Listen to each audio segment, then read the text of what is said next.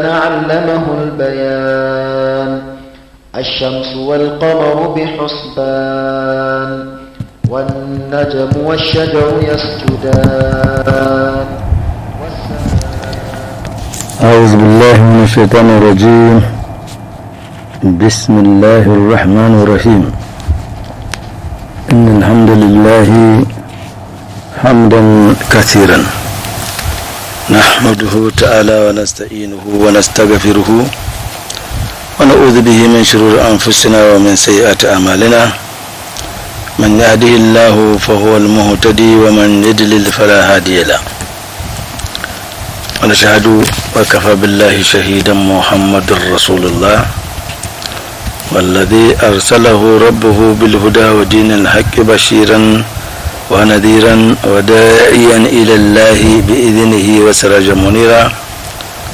بلغ رسالة وأدى الأمانة ونصح الأمة وكشف الغمة وجاهد في الله حق جهاده حتى أتاه اليقين. خاتم النبيين وإمام المجاهدين الذي لا ينطق عن الهوى إن هو إلا وحي يوحى علمه شديد القوى الذي جاء بكتاب عزيز لا يأتيه الباطل من بين يديه ولا من خلفه تنزيل من حكيم حميد. كتاب الذي من قال به صدق ومن عمل به أجر ومن حكم به عدل ومن دعا إليه فقد هدي إلى صراط مستقيم. هذا الكتاب كل من تمسك به وتمسك بسنة الذي جاء به فقد استمسك بالأروة الوثقى لا انفصام لها والله سميع عليم. وصلى الله تعالى على نبيه الكريم وعلى آله وصحبه ومن تبعهم بإحسان إلى يوم الدين. رب اشرح لي صدري ويسر لي أمري واحلل عقدة من لساني يفقهوا قولي. اللهم لا سهل إلا ما جعلته سهلا وأنت تجعل الحزن إذا شئت سهلا. فعلمنا ما جهلنا وذكرنا ما نسينا وزدنا علما. ثم أما بعد. السلام عليكم ورحمة الله وبركاته. En ce jour saint de l'islam, consacrant la 13e journée du mois Shawwal, ce mois Shawwal qui précède le mois de Ramadan, nous rendons grâce à Allah subhanahu wa ta'ala qui nous a permis une fois encore de nous retrouver autour de sa parole et autour de la parole de son prophète Mohammed sallallahu alayhi wa sallam.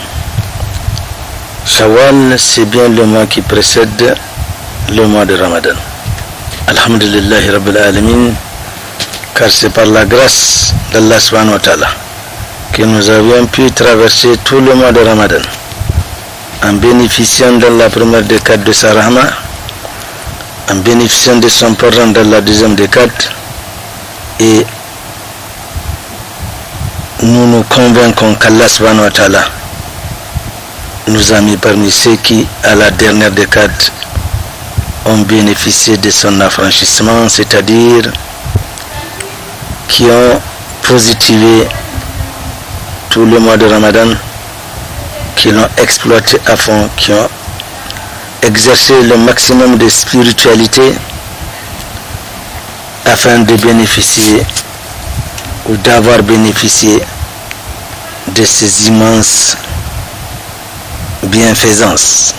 Car le prophète sallallahu alayhi wa sallam a dit, c'est un grand perdant, celui qui aura traversé tout le mois de Ramadan et qu'à la fin, son bilan ne s'est pas trouvé positif.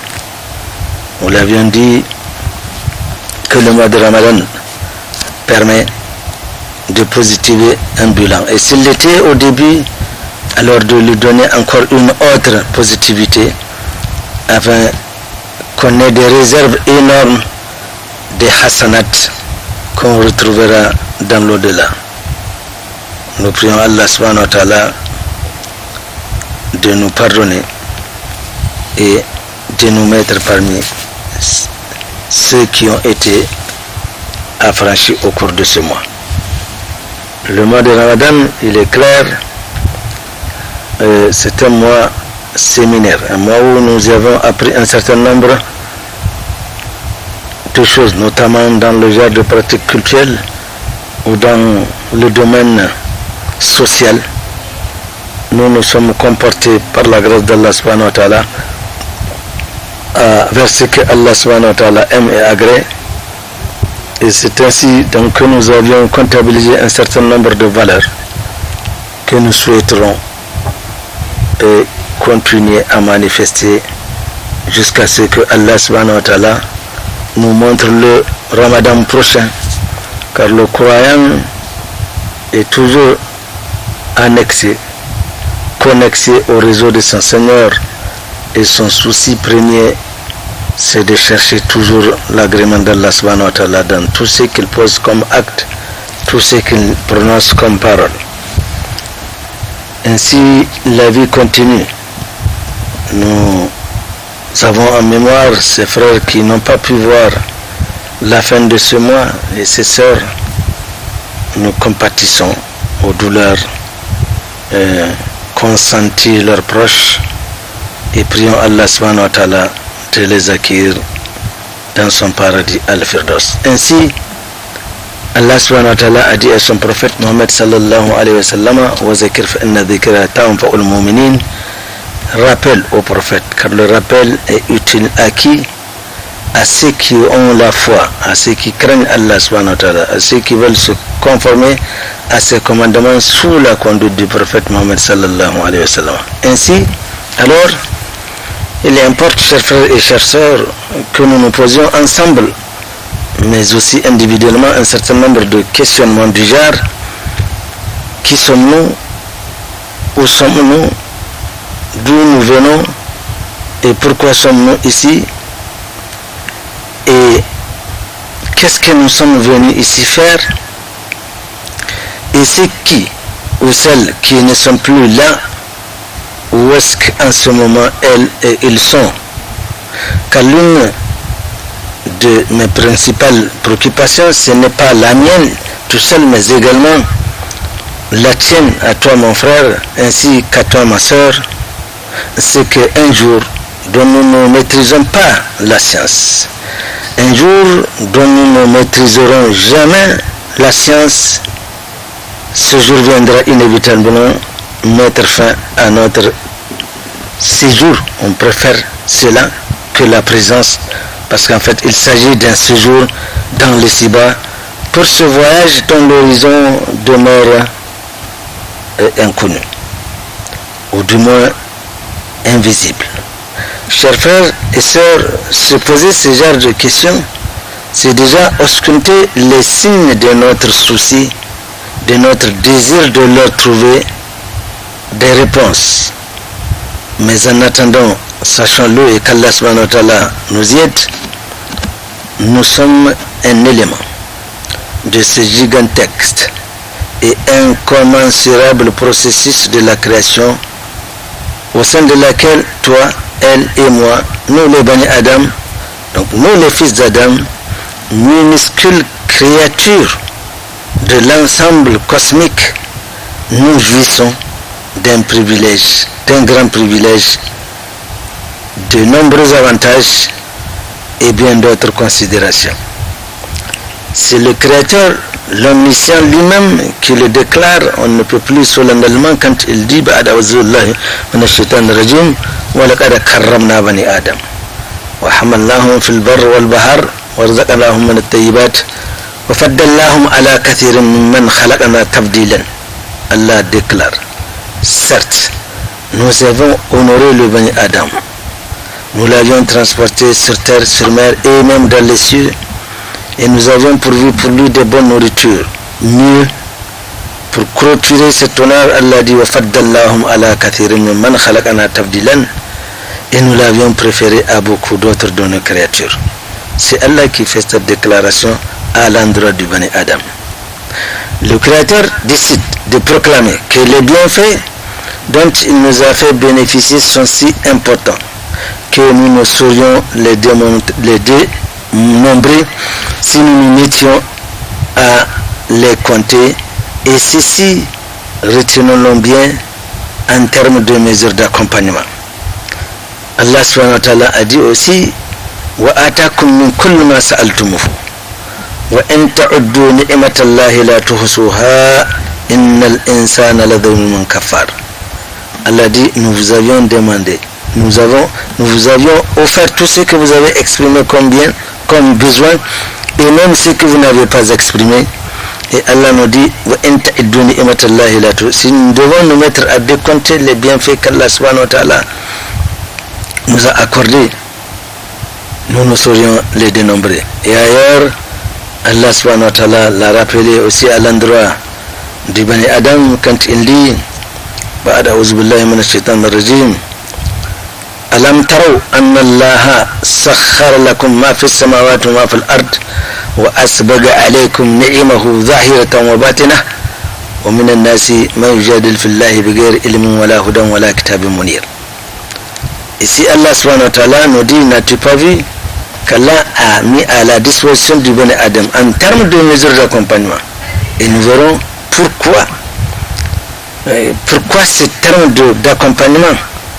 Allah dit qu'il nous a mis à notre disposition tout ce qu'il est dans les cieux et sur la terre. Et Allah subhanahu wa ta'ala a distribué, a propagé, a mis à notre disposition des bienfaits apparemment et des bienfaits cachés, c'est-à-dire pour nous des bienfaits apparents, c'est de ce dont nous jouons aujourd'hui. Mais en ce qui concerne ces bienfaits apparents, aujourd'hui, ils étaient cachés pour ceux qui, il y a 100 ans, n'ont pas bénéficié de ces avantages, de ces bienfaits. Par exemple, aujourd'hui, le développement de la technologie a fait que depuis un certain nombre d'années, dont je me garde de prononcer, nous savions que les arrière-grands-parents, pour se rendre à la Mecque, au pèlerinage, donc, ils mettent 5, 6, 7 ans pour y arriver. Aujourd'hui, avec 5, 6, 7 heures, on y est déjà. C'est des bienfaits dont nous bénéficions que nos arrière-grands-parents n'ont pas. Et ainsi, pour ce qui est caché également, il y en aura des bienfaits que nous saurions nous ici connaître et qui seront connus bien évidemment des bienfaits futur, n'est-ce pas, dans le futur. C'est comme quelqu'un qui disait aujourd'hui, si on devait ressusciter Ousmane Ben Fodio et qu'on l'amène dans la ville de Sokoto, où à l'époque c'était des épines, c'était la brousse, on l'amène aujourd'hui dans cette ville où il va voir des voitures qu'il ne connaissait pas, des motos qu'il ne connaissait pas, la ville éclairée notamment, mais il va se dire qu'est-ce qui se passe. Donc c'est des bienfaits comme ça qu'Allah subhanahu wa ta'ala, pour certains c'est caché et pour d'autres également c'est visible. Alors ainsi Allah subhanahu wa ta'ala reproche à l'homme qu'il est ingrat parce qu'il n'est pas prêt à reconnaître ces bienfaits qu'Allah subhanahu wa ta'ala lui a accordés. Innal insana zalumun kafar, l'être humain, il est zaloum, n'est-ce pas, il est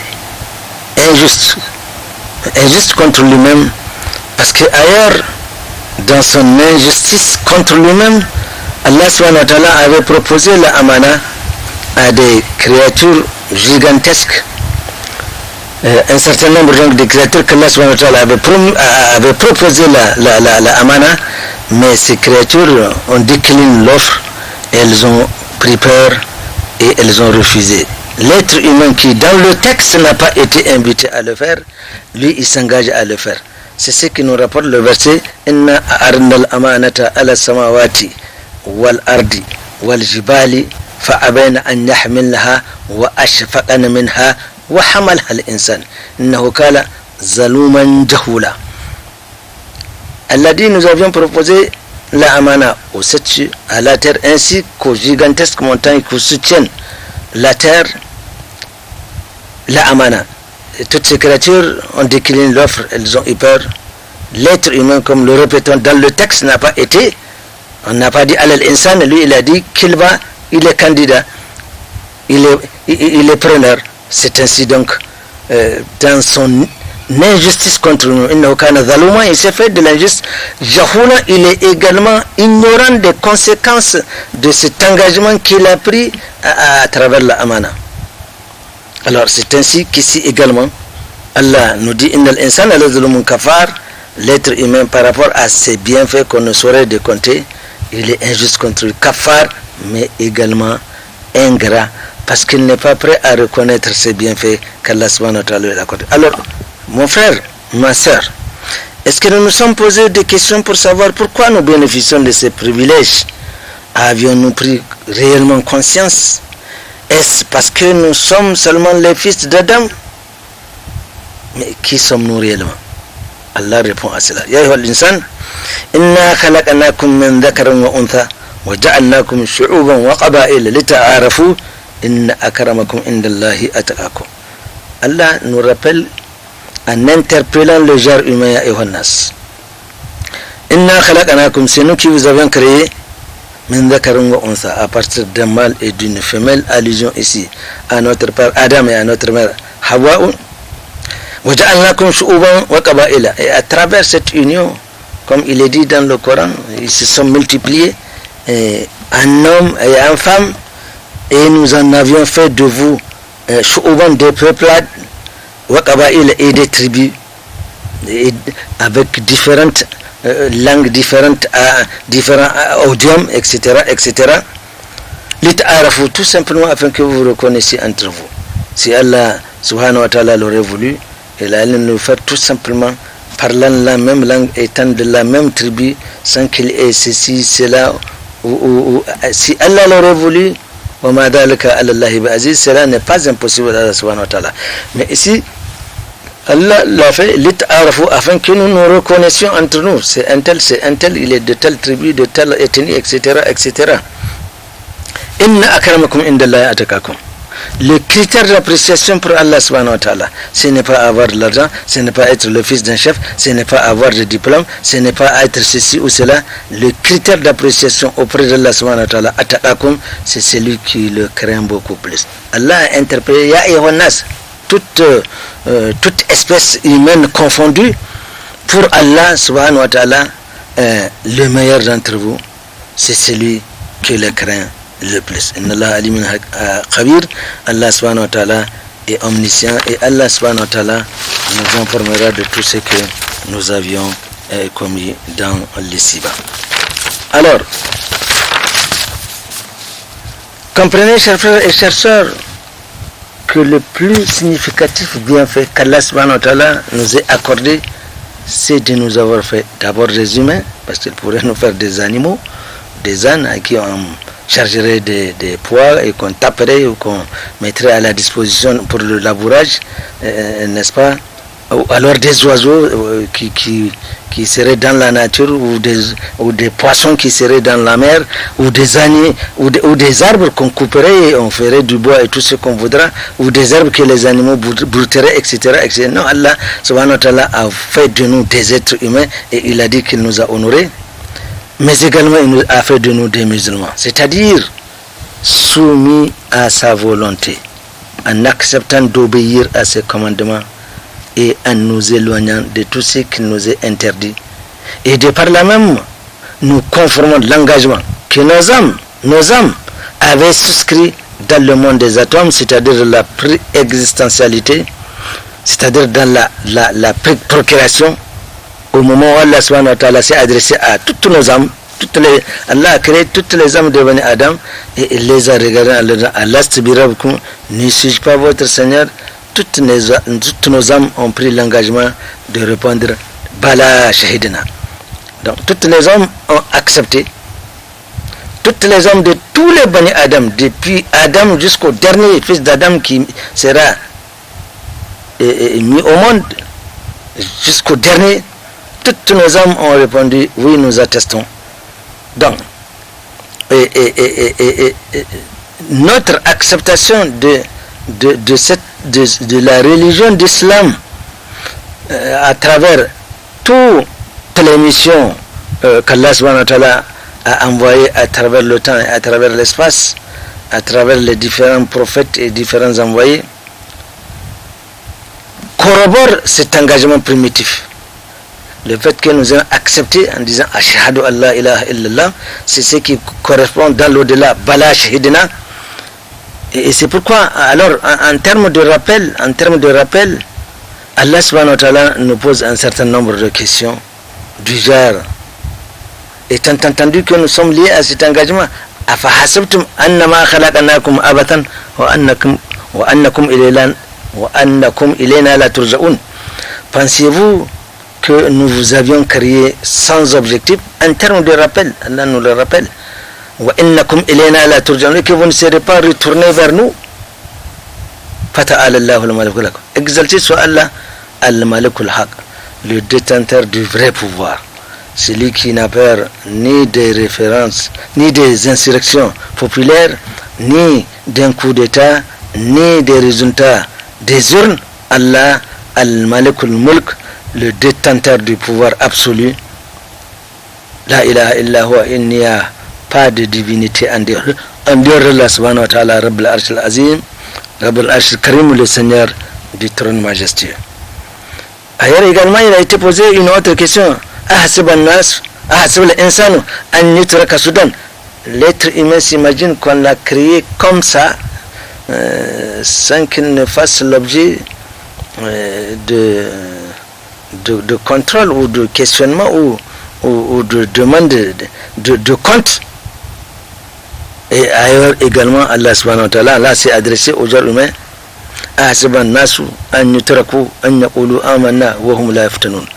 Pendant et à l'intérieur de ceux qui disent même nous croyons en Allah subhanahu wa ta'ala, c'est qui est une autre référence par rapport à l'être humain générique, à l'intérieur de ceux qui ont cru. Allah dit qu'ils vont s'imaginer, parce qu'ils ont dit amanna, nous croyons, wahum la yuftanun, sans qu'ils ne soient éprouvés. Même en étant croyant, on doit être éprouvé. Et c'est pourquoi d'ailleurs les prophètes d'Allah subhanahu wa ta'ala, tous, reprenez leur histoire, vous verrez qu'ils ont subi des épreuves. Il y a même une catégorie qu'on appelle Ul Azam min ar-Rusul, ceux qui ont été beaucoup plus éprouvés. Et le prophète sallallahu alayhi wa sallam d'ailleurs, il le dit dans un hadith, إذا أحب الله عبدا ابتلاه. Quand Allah a de l'estime pour un serviteur, il l'éprouve. Les compagnons du prophète sallallahu alayhi wa sallam disaient de leur sincérité, si en une semaine ils n'ont pas fait l'objet d'une épreuve, ce qui n'est pas notre cas ici. Il suffit qu'on ait la moindre difficulté pour qu'on commence à disjoncter. Les épreuves sont nécessaires pour les croyants, parce qu'au sortir d'une épreuve, on se trouve grandi et la foi a augmenté d'un cran. Mais quand on n'est pas éprouvé, regardez, à travers même une simple maladie, c'est une épreuve. Quand on se porte bien, on ne se rend pas compte de l'importance de la santé. C'est quand on tombe malade, et c'est en ce moment qu'on va commencer à se rappeler d'Allah subhanahu wa ta'ala. En ce moment, on va souffrir, on va chercher à se connecter à Allah subhanahu wa ta'ala. Mais une fois guéri, innal insana la yadaga, quelque part il a été dit, parce qu'il détient un pouvoir, parce qu'il a de l'argent, parce qu'il y a un savoir qui ne le rapproche pas d'Allah subhanahu wa ta'ala. Alors Adaga, il se prend pour, il se fait des ailes en s'imaginant qu'il est un hyper humain. Subhanallah. Revenons sur terre, chers frères et sœurs. Nous avons des comptes chacun individuellement à rendre. Le jour où justement Allah subhanahu wa ta'ala va dresser son tribunal de dernière instance. Et dans ce tribunal, Allah subhanahu wa ta'ala, le juge juste, avec un J majuscule, qui jugera les juges au jour du jugement sans appel, c'est Allah subhanahu wa ta'ala qui sera le juge. Par tradition, ici, nous savons la composition de nos tribunaux. Il y a un juge, il y a un procureur général, il y a des assesseurs, il y a des témoins, il y a des traducteurs, il y a, oui, j'avais dit des assesseurs, n'est-ce pas? Et ce jour-là, justement, il n'y aura pas un jugement par coutumace. Tout le monde répondra à l'appel, parce que c'est Allah subhanahu wa ta'ala qui sera le juge le jour-là. Allah dit وَنَدَعُ الْمَوَازِينَ الْقِسْطَ لِيَوْمِ الْقِيَامَةِ فَلَا تُظْلَمُ نَفْسٌ شَيْئًا فَإِنْ كَانَ مِثْقَالَ حَبَّةٍ مِّنْ خَرْدَلٍ أَتَيْنَا بِهَا وَكَفَى بِنَا حَاسِبِينَ. Allah dit nous allons déposer les balances d'équité. Ces balances dont il est allusion ici, nos balances de l'ici-bas, elles ne sont pas équitables, elles ne sont pas justes, malgré ce que nous pourrions imaginer d'une certaine appréciation dans la précision. Et nous avons toujours pris cet exemple de poser sur nos balances un sac de 5 kg de mil. La balance elle va montrer 5 kg de mil. Et la balance va balancer pour montrer réellement qu'il y a 5 kg de mil. Nous avions dit, extrayez de ce sac un grain de sable, vous verrez que la balance ne va pas indiquer qu'on a pris un grain de sable.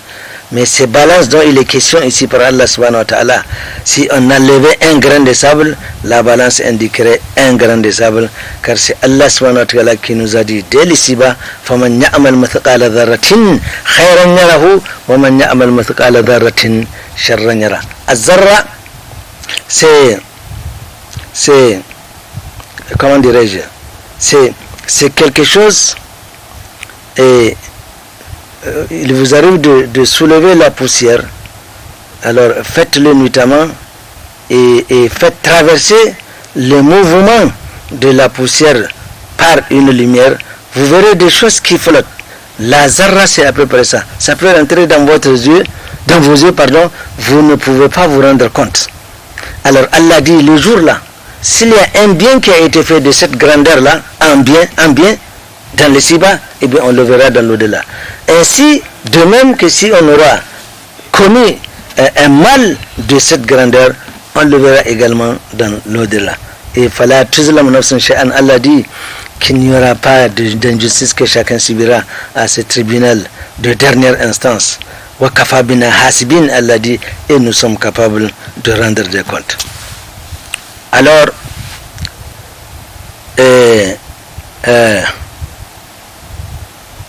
que nous étions là, donc nous disions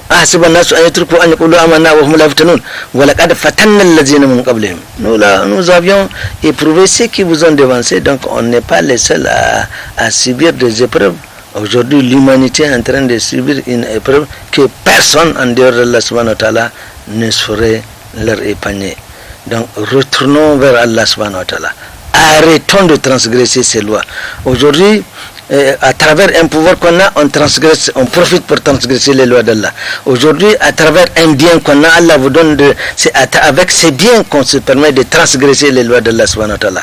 Aujourd'hui, avec la santé dont nous disposons gracieusement, nous nous permettons de transgresser les lois d'Allah subhanahu wa ta'ala.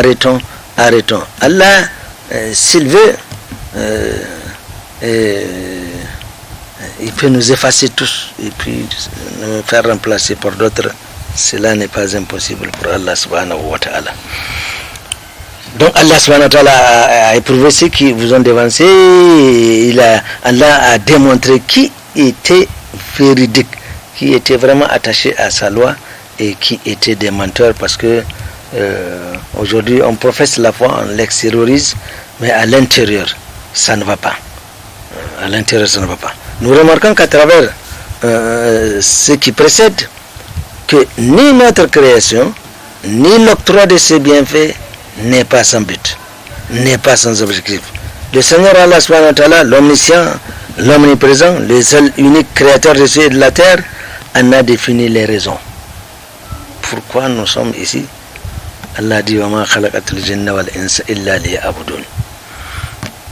Donc en termes de réponse à tous ces questionnements, nous devons savoir que nous sommes créés, les génies qui furent créés d'abord avant les humains, et nous autres les humains, illa li abdun, que pour que nous adorions Allah subhanahu wa ta'ala. Ma uridu minhum min rizqin, Allah n'a pas besoin de leur richesse. Wa ma uridu an yut'imun, et Allah n'est pas affamé pour qu'on lui apporte à manger. Bal, Allah subhanahu wa ta'ala, huwa ar-razzaqu dhul quwwati al-matin. C'est Allah subhanahu wa ta'ala qui pourvoit à tous les besoins de ces créatures. Nous autres, les humains, c'est nous qui avions besoin d'Allah subhanahu wa ta'ala. Allah l'a dit à nas, antumul fuqara'u ila Allahi wallahu huwal ganiyyul hamid. C'est vous qui avez besoin d'Allah subhanahu wa ta'ala.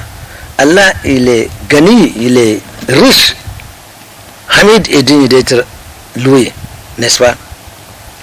In yasha, si Allah subhanahu wa ta'ala aurait voulu, yuzhibukum, il pourra complètement vous faire disparaître, wa ya'ti bi khalqin jadidin, et qu'il nous fasse remplacer par d'autres créatures. Wa ma dhalika ala Allahi bi aziz, cela n'est pas impossible à Allah subhanahu wa ta'ala. C'est comme si c'est une mise en garde. Ailleurs, Allah subhanahu wa ta'ala a dit aussi en termes de rappel, ya ayyuhan nas, toujours Allah ici interpelle le genre humain. Uzkuru ni'matallahi alaykum. Rappelez-vous de ces bienfaits qu'Allah subhanahu wa ta'ala vous a accordés. Hal min khaliqin ghayrullahi yarzuqukum min as-sama'i wal ardi la ilaha illa huwa fa anna tufakun. Y a-t-il en dehors d'Allah subhanahu wa ta'ala une divinité qui pourvoit à tous vos besoins dans le ciel et sur la terre? En dehors d'Allah subhanahu wa ta'ala, c'est pas le PAM qui nous nourrit, c'est pas l'OPVN qui nous nourrit, c'est Allah subhanahu wa ta'ala qui nous nourrit. Car imaginez un temps soit peu qu'Allah subhanahu wa ta'ala arrête les robinets du ciel, c'est-à-dire il n'y a plus de pluie. Et sur une autre échelle, imaginez qu'Allah subhanahu wa ta'ala ferme les robinets de pétrole. Pas de pétrole, pas d'essence, pas de gaz. Les camions bloqués, les avions bloqués, les bateaux bloqués, les voitures, les usines, etc., etc.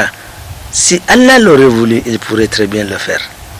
Mais nous n'avions jamais pensé que cela pourrait être possible. Et elle a dit, wa ma dhalika ala Allahi bi aziz, ce n'est pas impossible à Allah subhanahu wa ta'ala. Donc, c'est Allah subhanahu wa ta'ala qui pourvoit à tous les besoins. Ne l'a-t-il pas dit ailleurs? Wa ma min dabbatin fil ardi illa ala Allahi rizquha wa ya'lam mustaqarraha wa mustawda'aha kullun fi kitabin mubin. Y a-t-il une dabbat? Et dabbat, tout ce qui marche sur terre, oiseaux, animaux, êtres humains, tout, dont Allah subhanahu wa ta'ala ne pourvoit pas à ses besoins. C'est Allah subhanahu wa ta'ala qui pourvoit à tous. Et Allah d'ailleurs lui dit, afara'aytum in asba'a ma'ukum gawran faman ya'tikum bima'in ma'in. Allahu akbar. Si Allah subhanahu wa ta'ala aurait voulu, il allait fermer les robinets. Regardez dans sa rahma ici-bas, nous bénéficions de tout cela gracieusement. Le prophète a dit, ceux qui portent attention à leur conscience, ils font attention à cela. Ils se disent que Allah subhanahu wa ta'ala n'a pas créé tout cela en vain. N'est-ce pas? Ils réfléchissent et ils déduisent qu'Allah subhanahu wa ta'ala n'a pas créé cela en vain. Il a dit, as-tu vu que quand Allah subhanahu wa ta'ala ferme le robinet des eaux, qu'est-ce qui pourrait nous amener de l'eau? Personne en dehors de lui. Il y a lieu aussi de rappeler cette autre vérité divine qui veut que c'est Allah subhanahu wa ta'ala seul qui pourvoit à tous les besoins, nous l'avons dit à toutes ces créatures, n'est-ce pas? Le pourquoi et le comment de tous ces bienfaits, chers frères et sœurs, mais tout simplement parce qu'Allah subhanahu wa ta'ala, l'unique administrateur des cieux et de la terre, c'est à donner l'attribut ar-Razzaq, c'est-à-dire le pourvoyeur par essence. Ici-bas, dans sa rahma, Allah a deux sortes de rahma. Une rahma que tout le monde ici, sans condition, bénéficie.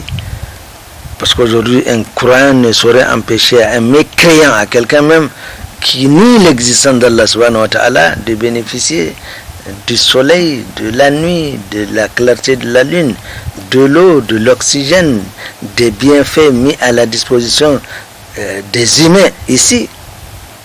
Donc Allah va nous attraper la main dans le sac, comme on dit.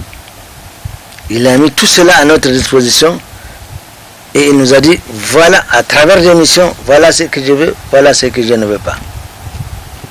Et lorsque nos âmes, pour revenir en arrière, Lorsque nos hommes ont dit Kalou Bala Shahidina, toutes les hommes ont dit oui, nous attestons que tu es notre Seigneur. Allah subhanahu wa ta'ala, par préscience, savait que parmi ces hommes, ici sur terre, une fois sur terre, elles ne vont pas reconfirmer cet engagement primitif et elles vont se révolter.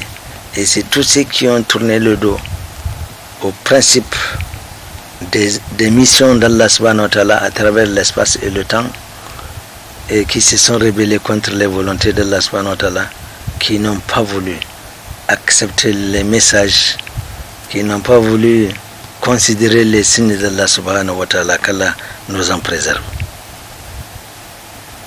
Alors, Allah s'est donné l'attribut Ar-Razaq, Inna Allaha huwa Ar-Razaq dhul quwwatil matin. Chers frères et chers sœurs, voilà qui est clair et qui doit l'être dans nos esprits et dans nos consciences.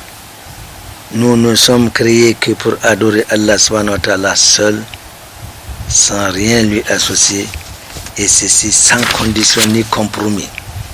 Et quelle que soit par ailleurs la grandeur ou l'importance de l'objet associable. Allah a dit وَلَا يَأْمُرُكُمْ أَن تَتَّخِذُوا الْمَلَائِكَةَ وَالنَّبِيِّينَ أَرْبَابًا أَيَأْمُرُكُمْ بِالْكُفْرِ بَعْدَ إِذْ أَنْتُمْ مُسْلِمِينَ. Allah vous défend et il ne vous a pas ordonné de prendre comme des divinités les anges qui sont des créatures par excellence dont Allah subhanahu wa ta'ala a voulu qu'elles ne transgressent pas les lois d'Allah subhanahu wa ta'ala. Il y a des anges qui sont trop proches d'Allah subhanahu wa ta'ala. Il y a des anges, des confidents parmi, par exemple, l'archange Gabriel alayhi salam, c'est un confident d'Allah subhanahu wa ta'ala. C'est lui qui est chargé de transmettre toutes les missions célestes à l'endroit des élus d'Allah subhanahu wa ta'ala parmi les humains. Les anges, par principe, ils sont créés avec une nature ne pouvant pas transgresser les lois d'Allah subhanahu wa ta'ala, contrairement à nous autres, aux deux Sakalen, les génies et les hommes, qui sommes, en ce qui concerne les humains, nous sommes créés avec une nature imparfaite mais perfectible. L'homme a cette capacité de se conformer aux lois d'Allah subhanahu wa ta'ala, et il a également cette liberté, ce libre cours, ce libre choix, ce libre arbitrage de transgresser les lois d'Allah subhanahu wa ta'ala. Alors, Nabi, ainsi que il ne nous est pas permis, même les prophètes d'Allah subhanahu wa ta'ala, de les considérer comme des divinités, arbaban, donc des divinités.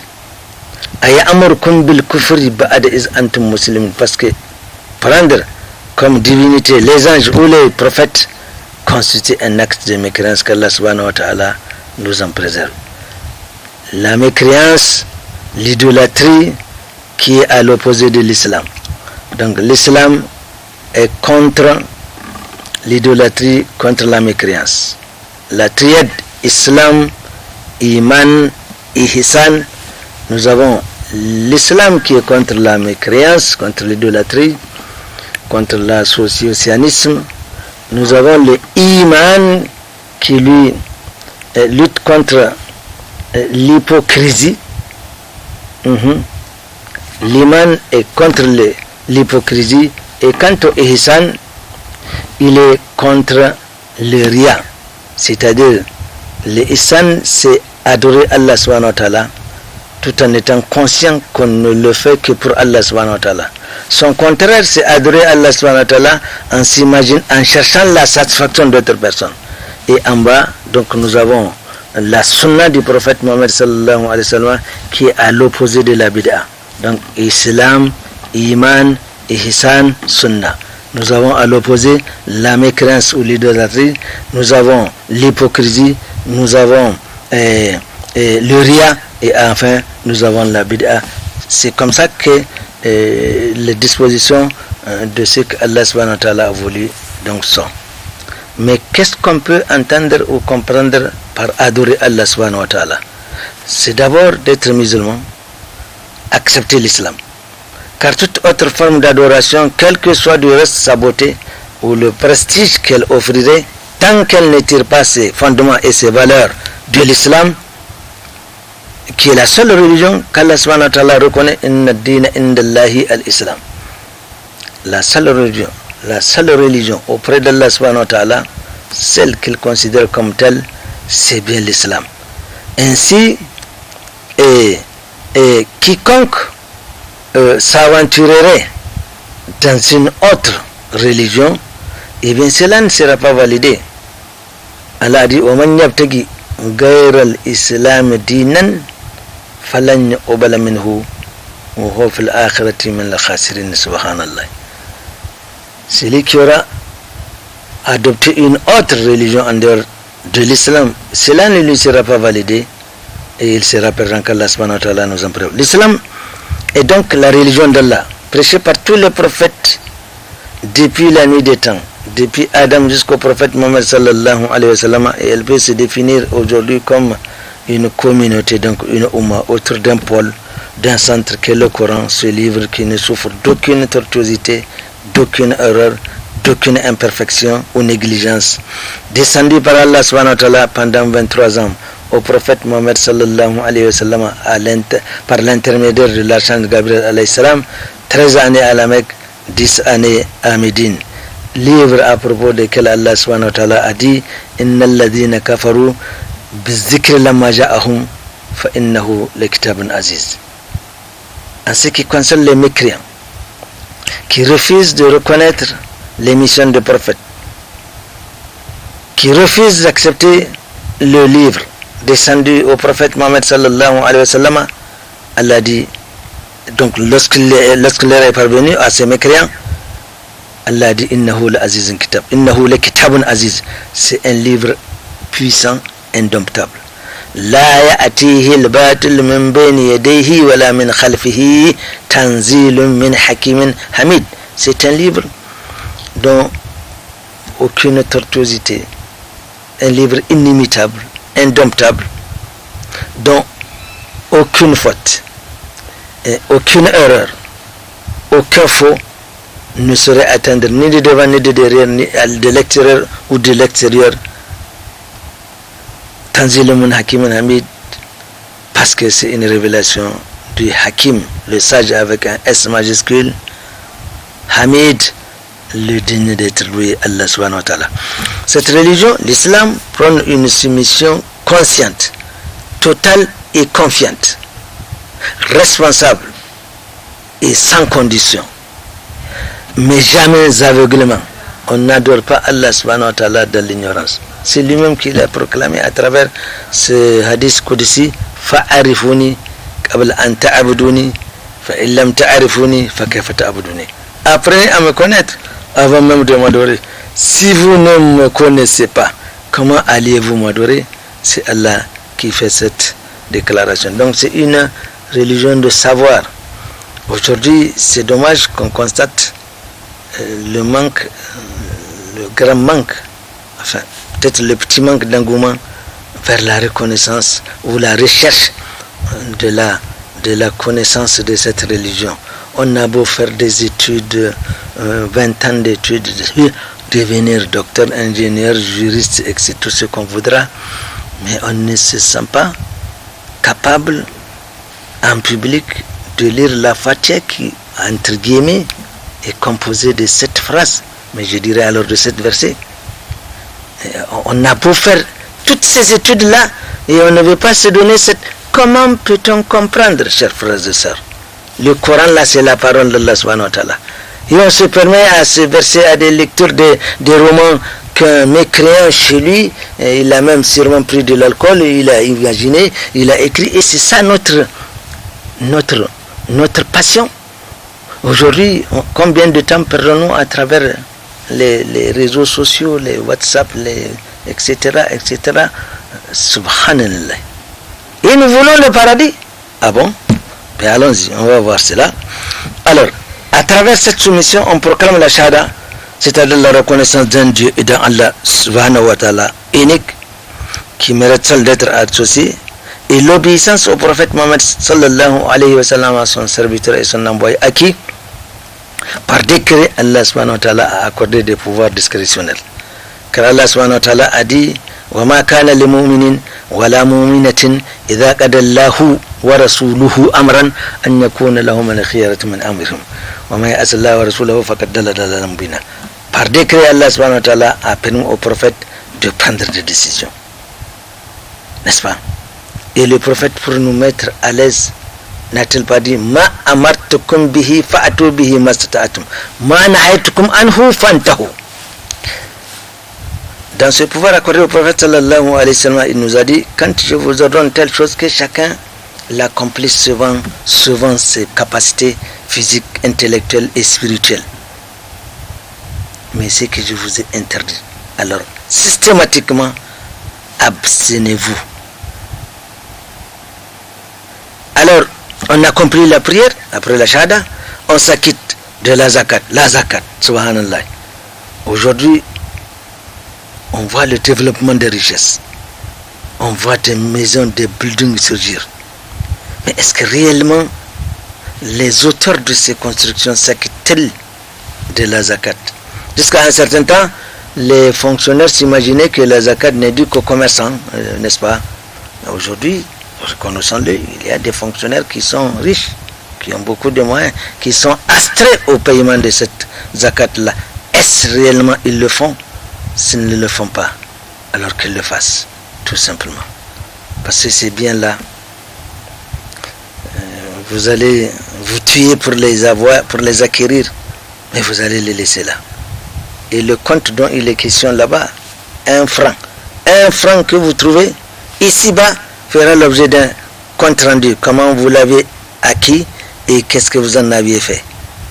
Le récit est rapporté que même aux compagnons d'Allah subhanahu wa ta'ala, aux compagnons du prophète, aux compagnons du prophète sallallahu alayhi wa sallam, notamment Abdurrahman bin Auf qui était multimillionnaire, mais les multimillionnaires du temps du prophète sallallahu alayhi wa sallam, ils ont tout mis fi sabilillah, parce qu'ils savent qu'un coefficient est là où il sera multiplié par 10, c'est de 10 à 700. Ils ont tout mis parce qu'ils pensent à l'au-delà.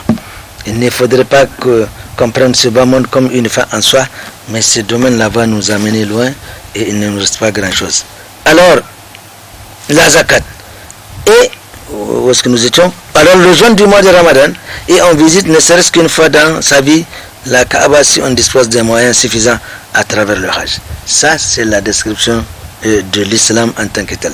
Mais cette description du musulman soumis donc doit être sous-tendue par une conviction, par une détermination, bref, par une foi sincère, une croyance totale, donc par le iman qui, lui, le iman se décompose par la foi en Allah subhanahu wa ta'ala, en ses anges, en ses messagers contenus dans ses livres et en ses messagers porteurs de ses volontés, au dernier jour du jugement, n'est-ce pas, où ces créatures, qu'est-ce que je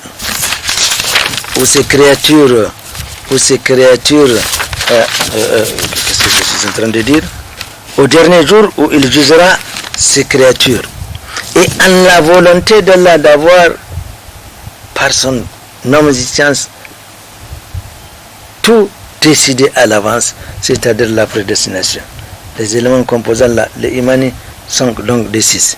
Et c'est ainsi que la position du musulman qu'on occupe, de la position du musulman qu'on occupe, on passe par celle du croyant, le pieux, du serviteur dévoué et sincère, craignant les interdits et les hudud d'Allah subhanahu wa ta'ala, c'est-à-dire ses limites, et s'exhortant à la recherche permanente de l'agrément d'Allah subhanahu wa ta'ala sur tous les actes qu'il pose.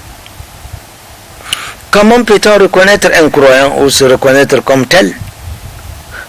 C'est-à-dire qu'on croit qu'on a la foi, n'est-ce pas?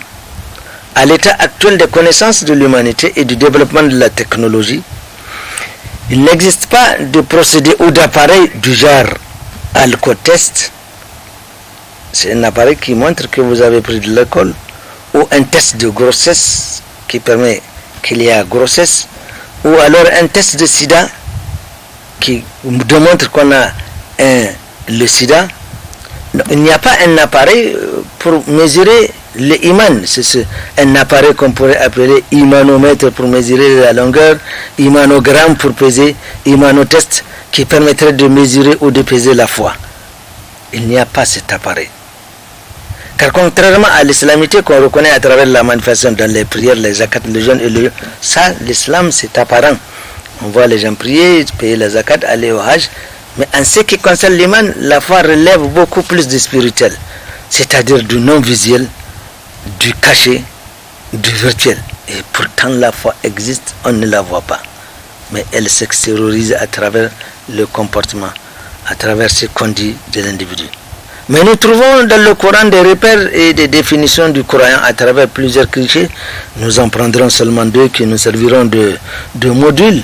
Car Allah subhanahu wa ta'ala a dit innamal mu'minuna alladhina amanu billahi wa rasulihi thumma lam yartabu wa jahadu bi amwalihim wa anfusihim fi sabilillahi ulaika humus sadiqun. Voilà un cliché qui nous permet de découvrir qu'est-ce que c'est qu'un croyant, ou comment peut-on reconnaître un croyant. C'est bien, c'est celui qui croit en Allah subhanahu wa ta'ala, en son prophète, et à travers cette croyance, ils n'ont aucun doute. Ils sont convaincus de ce qu'ils sont en train de croire. Et c'est pourquoi justement ils mettent وَجَاهِدُوا بِأَمْوَالِهِمْ وَأَنفُسِهِمْ. Ils mettent leurs biens et leurs personnes dans la voie d'Allah subhanahu wa ta'ala, c'est-à-dire en cherchant la promotion de cette religion-là. Ils ne sont pas avares, ils ne sont pas pingres. Fi sabilillahi, dans la voie d'Allah subhanahu wa ta'ala.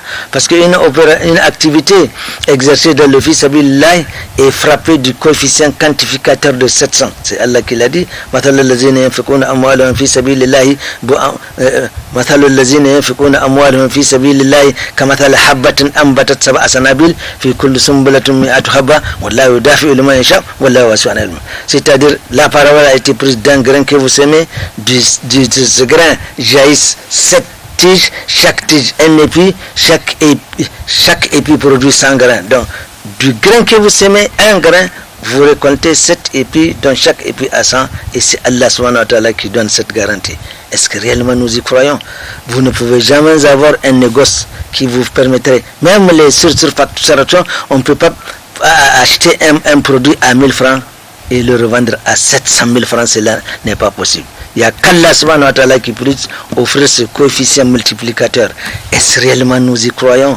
Et si nous croyons, qu'est-ce que nous attendons pour aller chercher à avoir et bénéficier de ce bonus de 700, n'est-ce pas, chers frères et sœurs? Et Allah dit oula et là.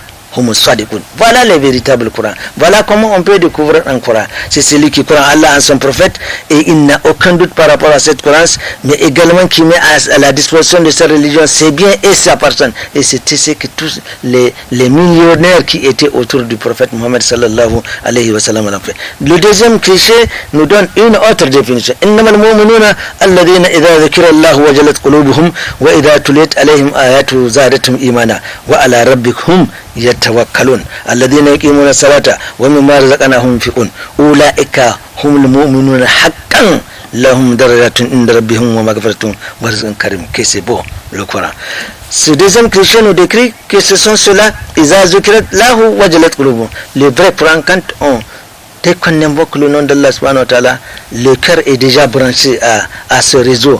Donc les cœurs sont dans les prédispositions d'accueillir. Si c'est un ordre à faire, ils feront ce qu'ils peuvent. Si c'est une abstention, alors ils s'abstraient de le faire, etc., etc. N'est-ce pas? Et quand ils entendent réciter les ayats d'Allah subhanahu wa ta'ala, les signes d'Allah subhanahu wa ta'ala, les versets de Zadatuhum imana, cela augmente leur foi. Ça c'est un thermomètre que chacun pourrait caler. Quand vous entendez réciter le Coran, quel effet ça vous fait? Quel effet ça vous donne?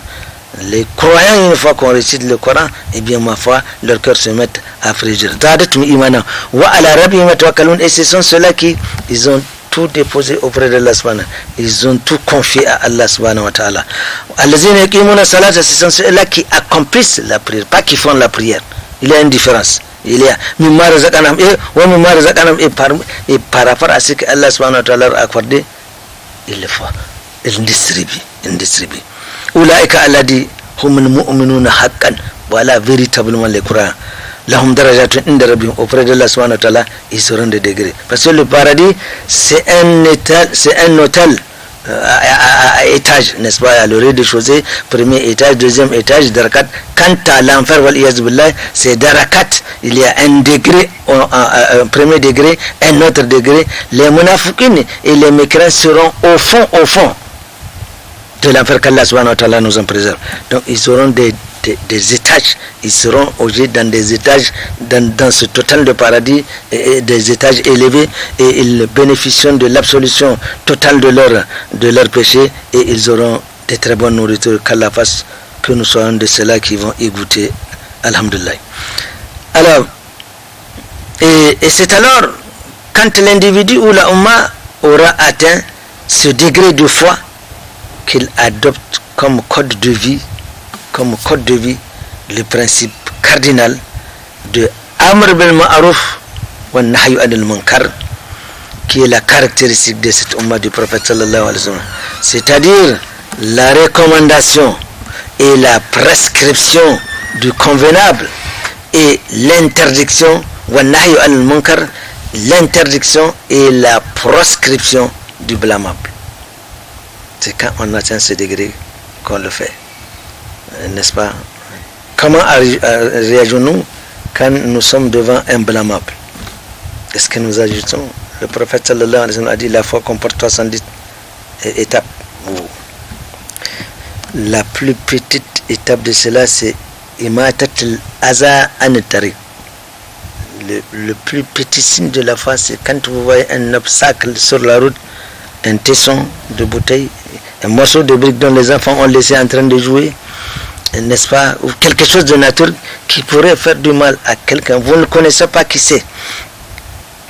Et vous dites, vous l'avez vu, vous dites vraiment ça, je l'enlève. Combien de fois sommes-nous passés devant indifférents? Revoyons un peu notre foi. Allah subhanahu wa ta'ala a dit: المؤمنون والمؤمنات بعضهم أولياء بعض يأمرون بالمعروف وينهون عن المنكر ويقيمون الصلاة ويؤتون الزكاة ويطيعون الله ورسوله أولئك سيرحمهم الله إن الله عزيز حكيم إن الله عزيز حكيم. Les Corans et les Corans, ils sont des alliés entre eux. Ils prescrivent le convenable, ils proscrivent le blâmable, n'est-ce pas? Ils accomplissent la prière, ils s'acquittent de leur zakat, ils obéissent à Allah et son prophète. Alors ceux-là, les croyants et les courantes là, Allah va leur couvrir de sa rahma. Inna Allah azizun hakim, Allah est puissant, Allah est sage. Tel est le conseil ou le petit rappel qu'Allah subhanahu wa ta'ala a voulu que nous rapportons aujourd'hui à nous-mêmes et à ceux qui nous ont entendu, écouté. Nous prions Allah subhanahu wa ta'ala de nous pardonner des éventuelles erreurs que nous aurions involontairement commises, et qu'il nous fasse partager ce que nous avons dit juste, qu'il aime et qu'il agrée.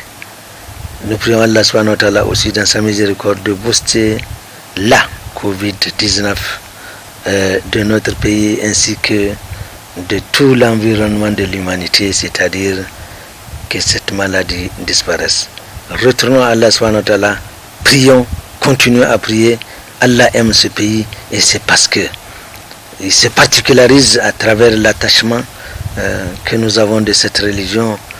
Alors continuons, serrons les rangs, arrêtons de transgresser les lois d'Allah subhanahu wa ta'ala. Prions, et Allah subhanahu wa ta'ala nous assistera. Subhanakallahumma wa bihamdik, ashhadu an la ilaha illa anta, astaghfiruka wa atubu ilayka. Rabbana آتنا في الدنيا حسنة وفي الآخرة حسنة وقنا عذاب النار. إن الله وملائكته يصلون على النبي يا أيها الذين آمنوا صلوا عليه وسلموا تسليما. اللهم صل على محمد وعلى آله وسلم. سبحان ربك رب العزة عما يصفون وسلام على المرسلين والحمد لله رب العالمين والسلام عليكم. بسم الله الرحمن الرحيم. الرحمن علم القرآن خلق الإنسان علمه البيان.